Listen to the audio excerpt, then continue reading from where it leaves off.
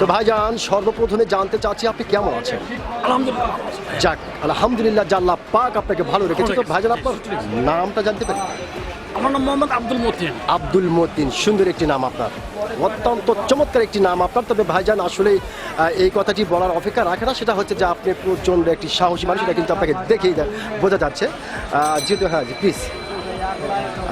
তো ভাইজান, যেহেতু আপনি বাংলাদেশের একজন সচেতন নাগরিক এবং বাংলাদেশের একজন সাহসী মানুষ, সেই ক্ষেত্রে এই বিষয়টি আপনার কাছ থেকে জানতে চাচ্ছে যে আমাদের বাংলাদেশের সাবেক প্রধানমন্ত্রী শেখ হাসিনা, তিনি এখন বাংলার মাটি ছেড়ে ভারতের মাটিতে অবস্থান করতেছেন।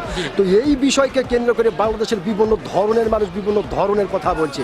কেউ বলছে জীবনে কখনো কোনোদিন শেখ হাসিনা আর বাংলার মাটিতে পা রাখতে পারবেন না। আবার অনেকেই বলছে না, শেখ হাসিনা আসবে অচিরেই বাংলার মাটিতে বিলিয়ে বেশে। আবার অনেকেই বলছে হলে হতেও পারে, তবে তার জন্য একটু সময় লাগতে পারে। তো ভাইজান, আপনি একজন সচেতন নাগরিক এবং সাহসী মানুষ হিসাবে আপনার কাছ থেকে জানতে চাই যে উনি আসতে পারবে কি না। উনি তো অপরাধ করছে বাংলাদেশে, জি জি অপরাধের দায় তো আসতে পারে না। জি জি জি সে আসতে পারবে, জি অপরাধ করছে, অপরাধের বিচার হবে, বিচার হবে, জি। তারপর আসতে পারবে। তারপর আসতে পারবে। অসংখ্য ধন্যবাদ ভাইজান আপনাকে, খুব চমৎকার করে এবং অত্যন্ত সাহসিকতার সহিত কথাটি বলার জন্য, যে আসলে উনি অপরাধ করেছেন, অপরাধের বিচার হবে, তারপরে দেখা যাবে কি হয়। জি। অসংখ্য ধন্যবাদ আপনাকে।